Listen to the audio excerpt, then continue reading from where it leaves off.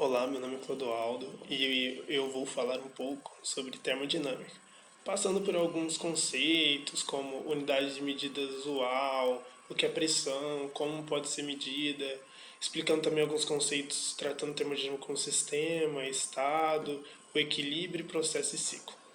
Mas primeiro, o que é termodinâmica? Termodinâmica é a ciência da energia, mas o que é energia? Então, uma definição de energia é muito difícil ter uma definição exata, pois energia é algo muito amplo. Mas a melhor definição que temos é que energia é a capacidade de causar alterações termodinâmicas. Na termodinâmica também temos duas leis. A primeira lei que trata da conservação de energia. E a conservação de energia é o que é?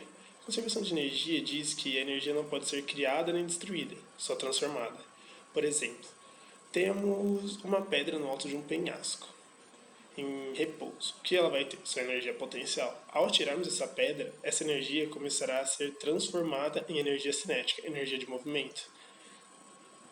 E a segunda lei da termodinâmica diz que a energia possui qualidade, quantidade e uma direção para ser transmitida, que é do meio com mais energia para meio com menos energia. Por exemplo, se fizermos um café e colocarmos para esfriar na sala, a energia irá estar saindo do café, que está mais quente, que possui mais energia, e indo para o meio, mais frio.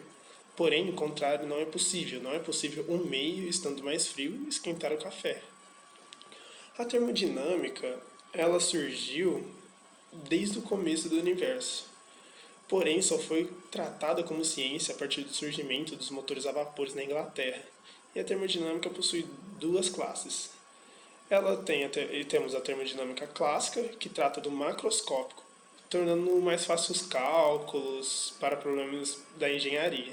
E temos a termodinâmica estática, que vai trabalhar com aglomerados de partículas e o seu comportamento. Mas aonde podemos ver as aplicações da termodinâmica? Então, as aplicações estão em todos os lugares. Em casa, no sistema elétrico, nos chuveiros, até no seu coração, que bombeia o sangue transmitindo energia para as células. E também podemos ver de uma forma maior em usinas nucleares, em aviões, carros. Agora vamos falar um pouco sobre a importância das unidades de medida e suas dimensões. Então, galera, existem dois tipos de unidades de medida, de sistemas de unidades de medidas. Temos o sistema SI, que é o mais usual, o sistema internacional, e o sistema inglês.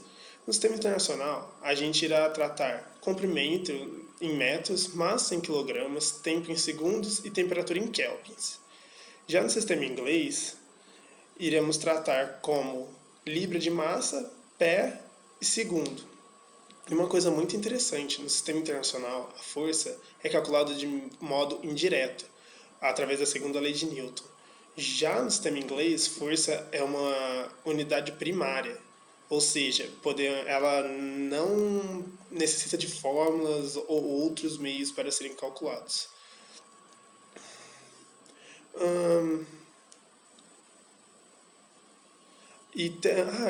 Algo muito importante, a homogeneidade dimensional. O que é isso? Isso diz que se temos uma unidade em metros, não podemos somar com algo em quilogramas, porque não faz sentido, pois uma é uma unidade de distância, outra uma unidade de massa.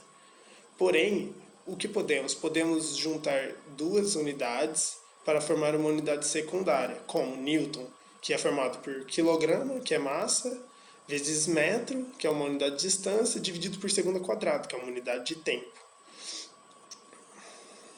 Vamos falar agora um pouco sobre volume. E o que é volume? Volume o que seria? Seria uma quantidade de matéria em um espaço. A quantidade de matéria que está do lado do nosso sistema é chamada de vizinhança. E o que divide a vizinhança do nosso sistema é chamado de fronteira. E o sistema pode ser um sistema aberto, que é o quê? Que teremos perda de energia para o meio, ou um sistema fechado, que irá conservar toda a massa e a energia dentro do sistema. Propriedades do sistema. O sistema, ele possui pressão, temperatura, volume e massa. E podemos classificar um sistema como um sistema intensivo, que vai depender da massa, ou um sistema extensivo, que vai depender do tamanho do sistema. O tamanho do sistema irá influenciar nas contas. E iremos adotar sempre como se fosse contínuo. O que seria contínuo? Como se não tivesse buracos no sistema. Buracos seria, não, ao realizarmos os cálculos, não iremos cair em lugares de vácuo, lugares que não existam partículas.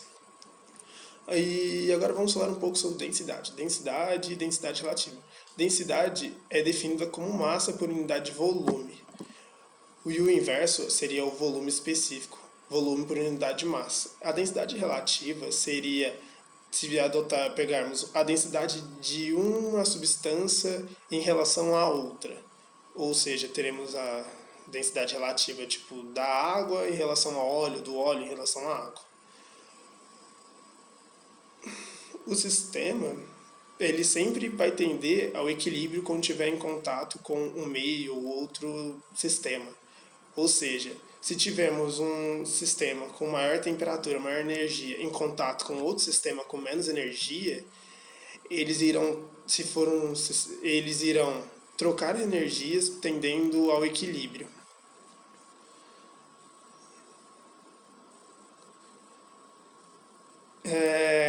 A escala adotada de temperatura é kelvins, pois o Kelvin, a unidade kelvins tem o zero absoluto, que seria o estado onde as partículas não possuem movimento, não possuem nenhum movimento, nenhuma energia. Mas existem outras escalas para medir temperatura, que seria Celsius e Fahrenheit, que são escalas centígradas. Pressão, o que seria pressão? Pressão é a força normal exercida por um fluido por unidade de área. E a gente só pode falar de pressão quando estamos tratando de gás e líquido. Pressão pode ser medida em Pascal ou ATM, ou atmosférico. A pressão real, vamos falar sobre pressão real e pressão absoluta. A pressão absoluta seria adotando um vácuo absoluto.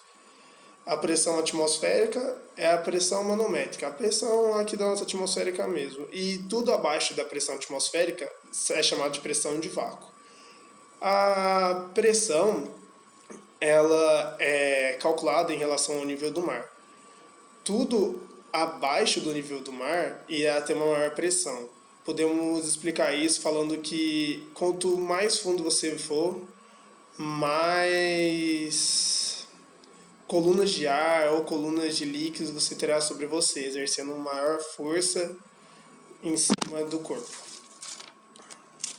E é isso, pessoal. Esses são os conceitos básicos que você precisa saber para começar a estudar termodinâmica. Até mais.